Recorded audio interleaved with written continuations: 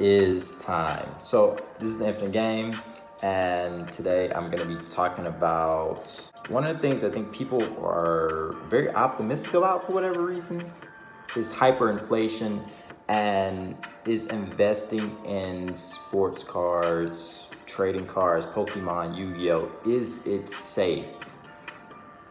And will it survive hyperinflation? Will it go up? Will it go up with everything else? Before we get into that, please like, comment, and subscribe. You're gonna be disappointed. The reason why, there will be some things that will go up a lot. Will definitely go up because they're always gonna be in demand. 1986 PSA 10 Fleer Jordan will always be in demand. You know, Wayne Gretzky's rookie, always gonna be in demand. I think Luka from now on is gonna be in demand. You know, for right now, Trae Young is gonna probably be in demand a lot.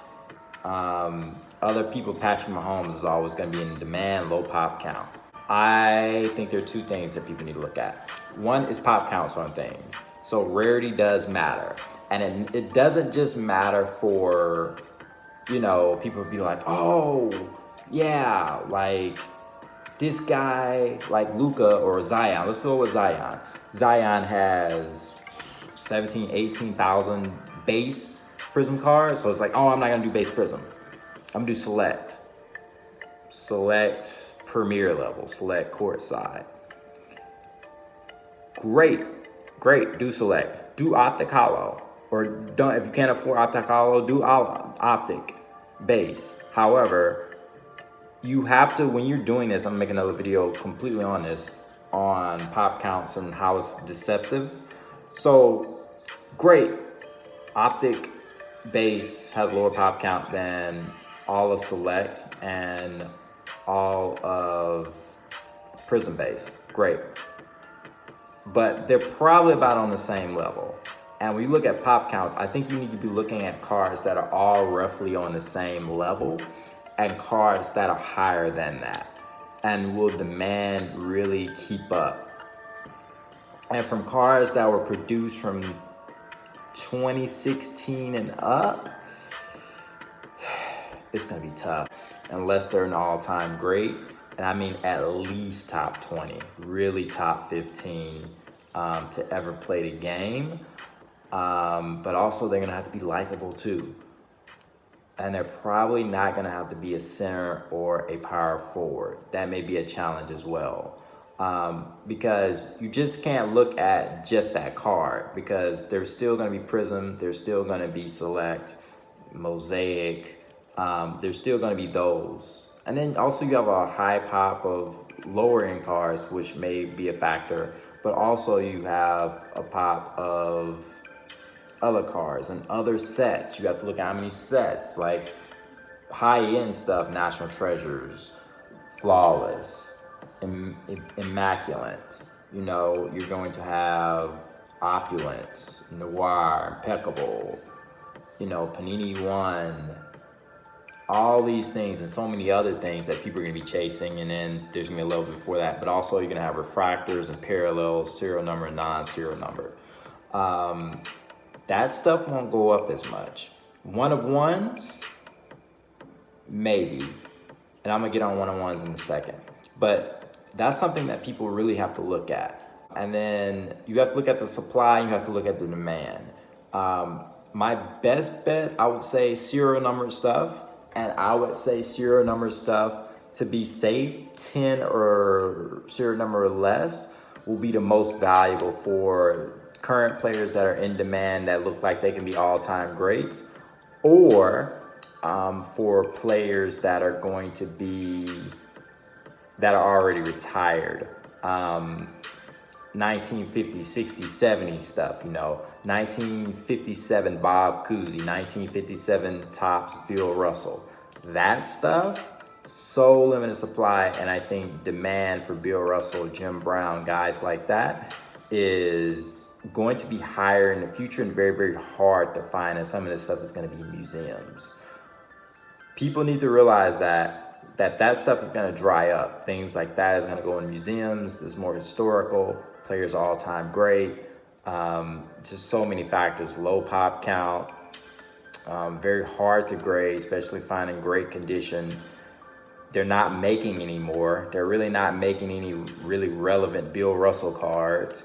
So that and rare on-card autographs, things such as that, I think are going to go up in price. I think there's going to be a big gap. I think there's going to be two sports card economies. You're going to have the ultra high-end stuff and the very high in demand rare stuff. And then you have everything else. And that stuff is going to fluctuate. But really, as inflation increases, everything else is going to be more expensive. Your car is going to be more expensive as far as gas. Food is going to be more expensive. Rent is going to be more expensive. And a lot of jobs aren't going to compensate with paying you more money. That's the real issue. So you're like, oh, well, I'm going to pay more money and everything's going to be going up. People are going to have less money to spend on cars for the average everyday people. Now, people who have assets and things such as that, they're going to be worth more.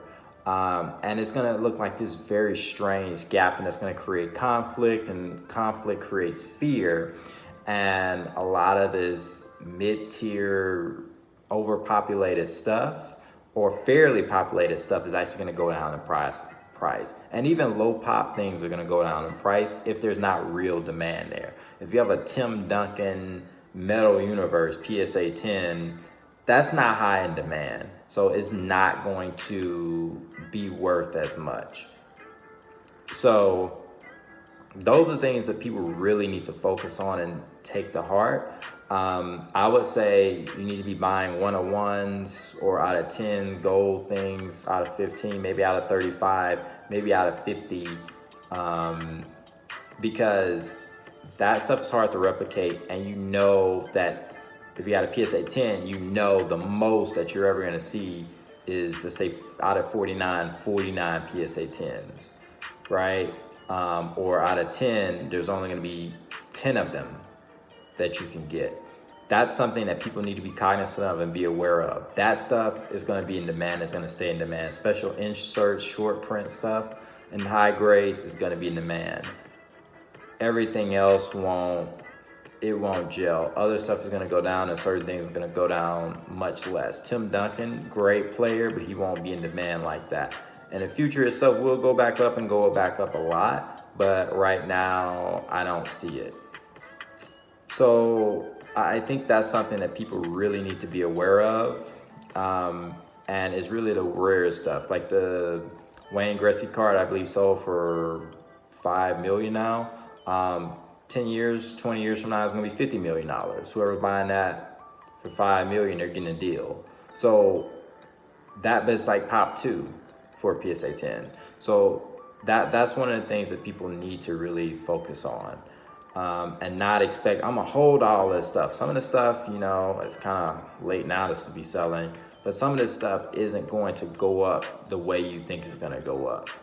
Some things will shock you how much it will go up because demand is gonna be so high for it. So yeah, just be careful with that.